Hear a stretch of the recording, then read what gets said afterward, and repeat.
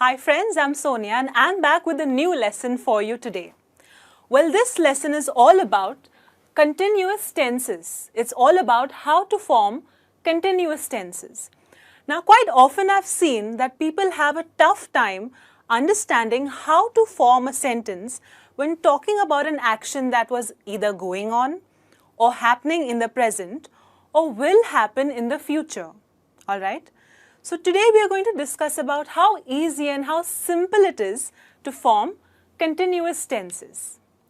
Now do remember, sometimes in many grammar books you would refer to continuous tenses as progressive tenses. Okay? So don't get confused, both continuous and progressive mean absolutely the same thing. Okay?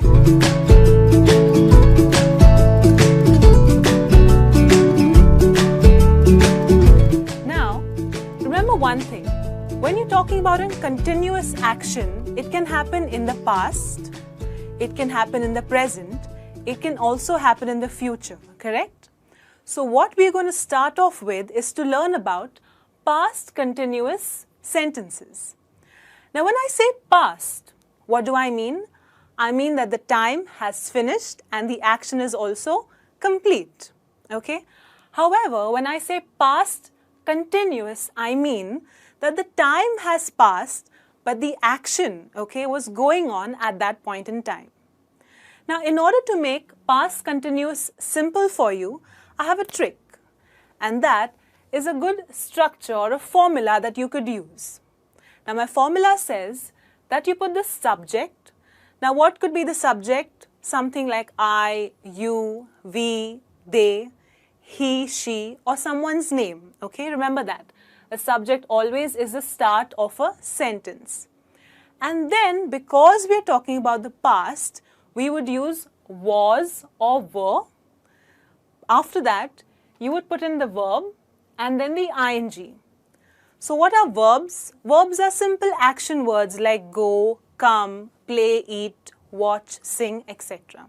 So remember guys, past continuous, something that was happening in the past, you would use the subject, was or were, the verb, and then ing.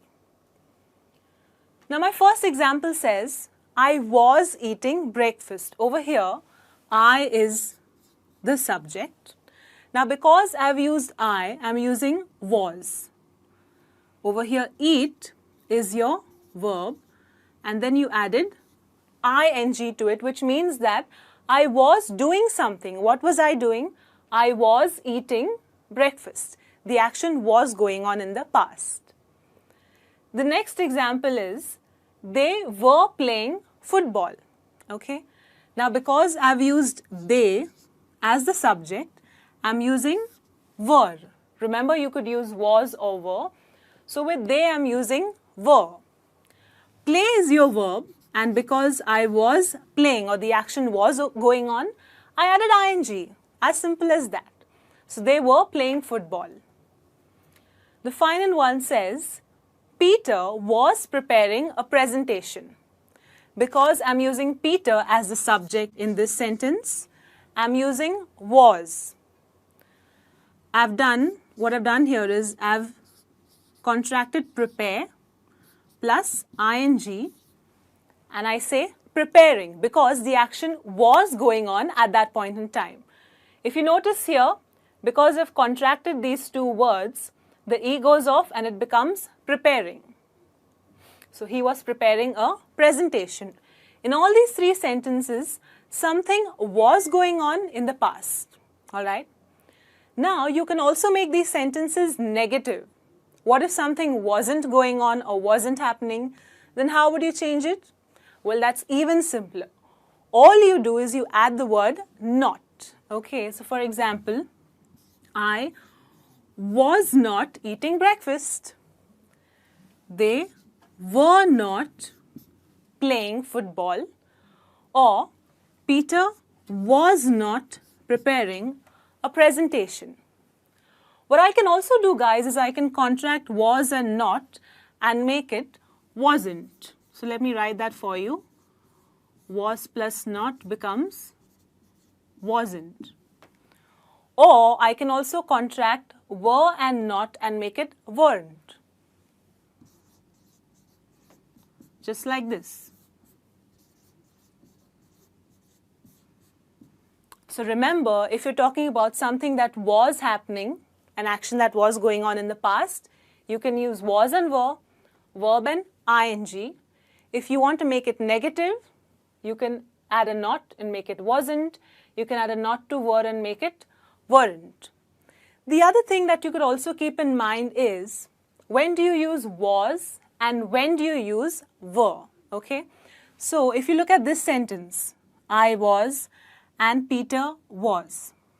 So with subjects like I, okay, he, she or someone's name, you would use was. But if in your subject you have they, you, we, then you would use were. So remember, I, he, she or someone's name was. You, we, they, you would use were. As simple as that. There you have your past continuous tense. Now, if you've understood this, we'll look at how to form present continuous and the future continuous tenses. So guys, just like we looked at the past continuous tense, what we're going to look at now is the present continuous and the future continuous tenses. Now, what do I mean when I say present continuous? I mean an action that is going on at the moment, in the current time. Okay, let me write that down for you. So an action which is happening in the present. Okay, remember this.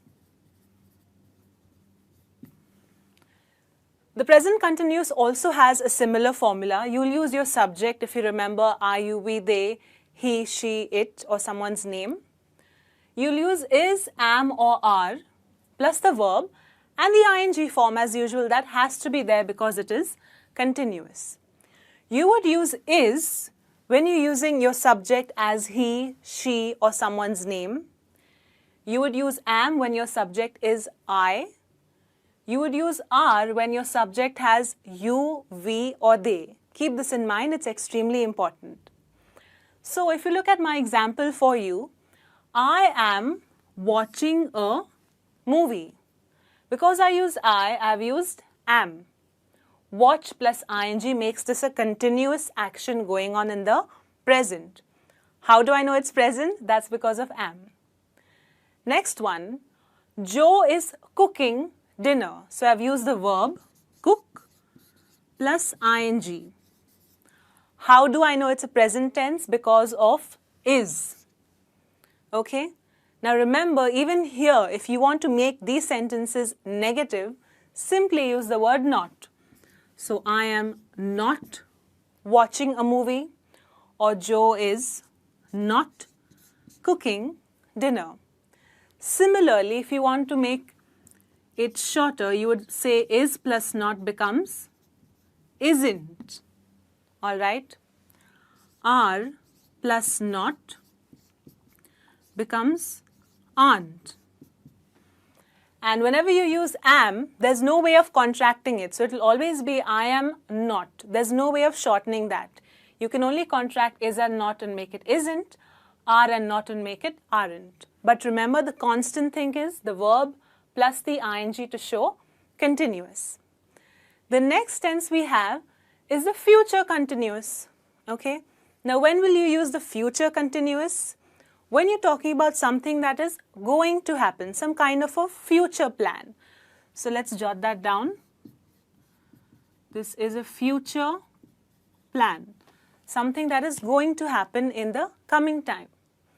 Over here, it's extremely simple because irrespective what your subject is, I, you, we, they, he, she, someone's name, you would always use will plus be. Remember, this little word be is extremely important. That's how the subject agrees. The subject plus will plus be. And one more time your verb, okay, plus your ing to indicate it's a continuous tense. So for example, she will be going to the market tomorrow.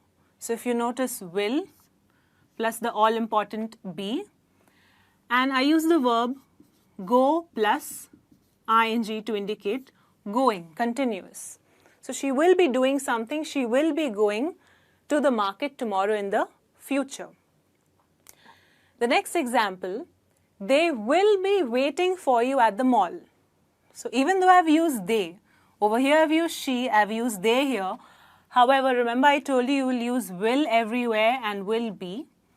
You've used the verb which is wait plus ing to indicate a continuous action. So they will be waiting for you at the mall. So this is how you can make present continuous and future continuous tenses. Similarly, if you want to make a future continuous sentence negative, what will you do? I think you should know by now. You'll simply add the word not. Okay? So, she will not be going to the market tomorrow. All right? And they will not be waiting for you at the mall. Also, you can contract will plus not and make it won't. Remember, you can contract will and not and make it won't. As simple as that, guys. If you notice, if you follow this particular structure that I've given you, it'll be really easy to form continuous or progressive tenses. It's a very important tense, very useful in spoken English. Do make sure that you go through this lesson thoroughly, practice your English speaking, alright? I'll be back soon with a new lesson. Till then, you guys take care and have a nice day.